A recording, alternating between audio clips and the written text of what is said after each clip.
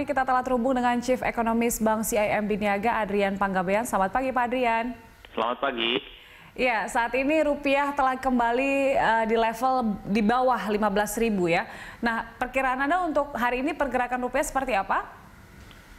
Kelihatannya pergerakan rupiah itu sama hari ini dalam rentang yang sempit seperti beberapa hari yang lalu, bahkan mungkin minggu lalu sampai 2 minggu yang lalu.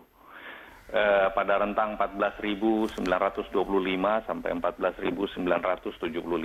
Jadi hanya pada kisaran rentang 50 pips selama hari ini. Apakah ada potensi untuk lebih menguat lagi pada hari ini, Pak Adrian? Kalau misalnya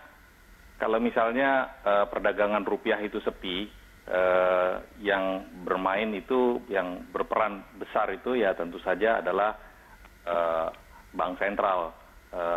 Saya tidak tahu persis bagaimana appetite-nya, apakah ingin membawa rupiah ini lebih kuat lagi atau pada level yang lebih lemah. Namun memang kalau saya lihat itu pada angka 14.900 ini itu sudah ada lepas kait ya antara valuasi rupiah dengan dua hal. Satu dengan major currencies. Kalau kita lihat misalnya dalam perdagangan kemarin, dolar indeks itu sudah kembali ke atas 100. Lalu kemudian, jadi artinya dilihat dari sudut itu, mestinya rupiah itu melemah. Ya. Kalau kita lihat dari sudut pandang Chinese Yuan pun melemah ke arah 7,1. Jadi kalau dilihat dari sudut pandang itu, rupiah pun harusnya melemah. Kalau kita lihat dari regional currencies lainnya, nampaknya rupiah itu sudah apresiasi terhadap bahkan major trading partners kita. Sehingga ini menurut saya sebetulnya tidak terlampau in sync dengan realita di pasar falas. Yang kedua, tapi yang lebih penting lagi, pada penguatan rupiah itu di bawah 15.000, sekarang 14.900-an. Ini sebetulnya tidak merefleksikan fundamental rupiah ya, karena pada saat rupiah ini menguat, sebetulnya seluruh fundamentalnya itu melemah. Misalnya pertumbuhan ekonomi kita kan turun jauh banyak dari 4,9% di kuartal 4 menjadi 3% di kuartal 1 2020. Lalu kemudian kebutuhan terhadap pembiayaan defisit itu membutuhkan rupiah yang relatively atraktif agar asing itu mau masuk dan membeli portfolio kita. Yang ketiga itu kan masih ada outflow di pasar saham. Dan ini mengindikasikan bahwa underlying corporate earnings growth di Indonesia itu kan terus melemah. Jadi at the productivity level, at the interest rate level, at the cross currency level, sebetulnya rupiah itu terlampau kuat ya.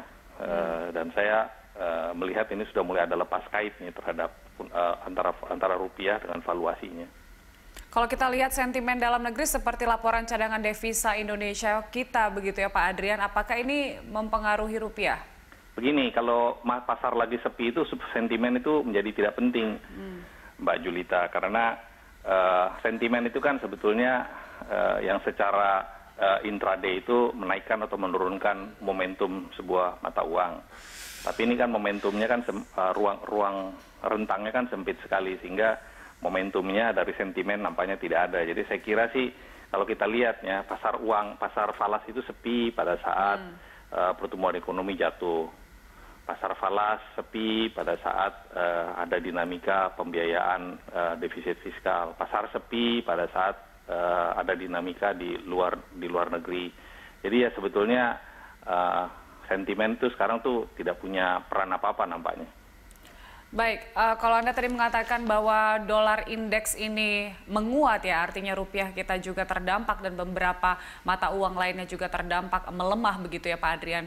Mestinya melemah maksud saya. Ya, untuk investor rekomendasi Anda seperti apa? Saya kira ini adalah bukan saat untuk melakukan, kalau kita bicara soal kata investor ini kan artinya long term decision ya.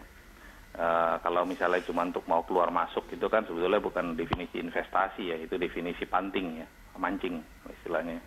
Jadi kalau long term outlook untuk investasi ya tentu saja dilihat dari sudut kita bicara sekarang mengenai liquid investment ya.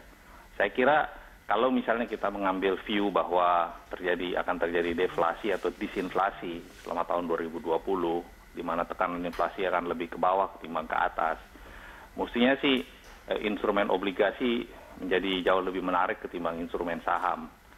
Dan kalau misalnya tingkat inflasi turun ke bawah di tengah uncertainty seperti ini, tentunya pegang cash atau deposito mungkin juga lebih menarik ketimbang pegang saham misalnya. Jadi dua investasi seperti itu yang menarik.